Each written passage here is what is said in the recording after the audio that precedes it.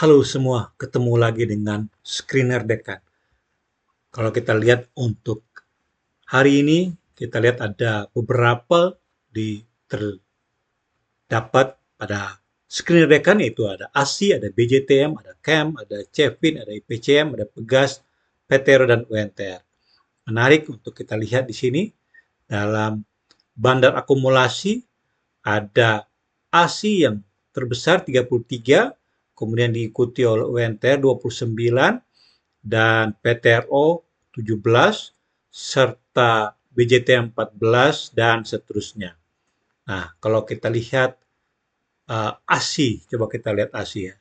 Dia sampai bandar akumulasi dia 33,36. Bagaimana situasi ASI sekarang ini? Oke, kita lihat ASI. Ini ASI. Nah, per hari ini, kalau kita lihat hari ini dia dari harga sebelumnya 5525, dia buka di 5525 juga. Dia sempat high di 5550, jadi naik 25, tapi dia sempat low di 5450. Dengan foreign buy 292 dan foreign sell-nya 202, berarti ada sekitar 90 selisih dari antara buy and sell, sehingga forex-nya lebih banyak ke buy. Menarik untuk kita lihat. Sedangkan secara average di sini ada di 5506, sedangkan saat ini adalah di 5525. Jadi ada hanya beda sedikit aja dari antara average 5506 dengan 5525. Nah, coba kita lihat sekarang, kalau dilihat di secara tadi, dia di satu hari, kalau kita lihat Y2D-nya, Y2D-nya dia di 5.500, 5525, berarti ini secara Y2D all time high ya. Secara one year sama nih, dia tertinggi one year, tetapi kalau dia secara 3 tahunan sempat menyentuh 7 ribuan, jadi dia masih ada di 5.000, sehingga dia ada turun sekitar di 20%. Secara 3 tahun dia masih bisa menyundul ke arah 30%. Menarik untuk dilihat bagaimana pada besok hari, apakah akan terjadi untuk kita mengikuti terus ASI ini. Oh, ini internetnya mungkin lama ini membukanya, sehingga kita bisa lihat. Kita tunggu sebentar. Tunggu sambil dia membuka. Oke, dia tadi di chartnya agak lama, tapi di Keystart. Oke, kalau kita lihat di Keystartnya, saat ini untuk current price to book value dia di 1,03, jadi masih normal aja di 1,03. Ini menarik untuk dilihat. Net income di 2025 Q1 dia memang menurun dibandingkan di 2024, 2023 dia turun 6,9, di Q2 8,5, disempat naik dari 2024, dan secara annualized dia di 31, tahun lalu 34, jadi masih beda-beda dikit lah.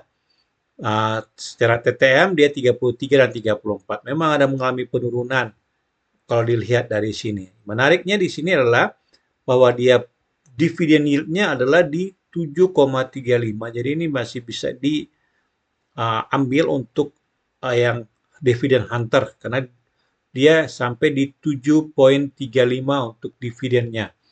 Kalau net income ya, kalau kita lihat revenue-nya. Revenue-nya ini sebenarnya secara Q1, jadi Q1 dia dari 82, 81, 83 dia naik. Lihat net income-nya, secara net income malah dia turun di Q1. Tapi secara revenue masih ada prospek ini untuk naik. Begitu juga di Q2. Sebenarnya secara revenue dia prospeknya bagus nih, naik nih. Dari 78 ke 79, 8183 secara analyze-nya dia akan menyentuh di 325, tetapi secara TTM-nya adalah 333 berbanding dengan 330. Jadi memang ada mengalami kenaikan secara TTM Q2 revenue, walaupun secara net income dia mengalami penurunan, sehingga ada perlu dilihat lebih detail lagi untuk biaya-biaya yang sehingga dia bisa mereduce sampai di net income. Itu mungkin kita bisa melihat secara data di sini price performance. Nah, price performance secara Y2D dia memang ada di atas tuh, di ujung paling kanan dia udah high, all time high-nya nih, dia all time high, tetapi secara 3 tahunan dia ada di bagian agak tengah 5 ribuan dibandingkan 42. Masih prospek masih bisa berkembang, sedangkan kalau corporate action dividennya di 2011 Oktober dia sempat membayar 2 kali, Mei dan Oktober. Sedangkan di tahun 2025 baru sekali bulan Mei. Kita tunggu mungkin di sekitar bulan Oktober untuk dia ambil lagi. Secara seasonality ini, nah ini di 2002 average di Agustus, September, Agustus. Nah, Agustus ini harusnya dia hijau ya. Agustus dan sampai sekarang dia masih hijau. Hanya memang hati-hati di September, di Oktober karena ini tadi sekitar pembagian dividen kedua, ini ada di hijau dia naik. Nah ini hati-hati di September lebih ke merah, tapi ke Agustus ini hijau. Bagaimana ini kita untuk melihat secara ASI. Ini bukan untuk rekomendasi buy or sell, ini hanya untuk belajar, kita belajar melihat daripada data yang ada masuk di scanner Dekan. Jadi kita bisa belajar melihat, oh ini posisi ASI sekarang. Ini bukan untuk rekomendasi beli ya atau jual, bukan. Ini hanya belajar. Ini hanya belajar untuk mengenal posisi ASI sekarang ini. Itu yang bisa kita lihat. Chartnya belum muncul ini. Kenapa ini belum? Nah, analisisnya secara analisis menurut dari 33 analisisnya, 23-nya bilang buy, 10-nya suruh hold dan tidak ada yang suruh jual. Ini menarik untuk kita bisa lihat hari ini dan hari-hari berikutnya. Terima kasih untuk bisa melihat data-data screener Dekan. Semoga sukses dengan screener Anda. Thank you.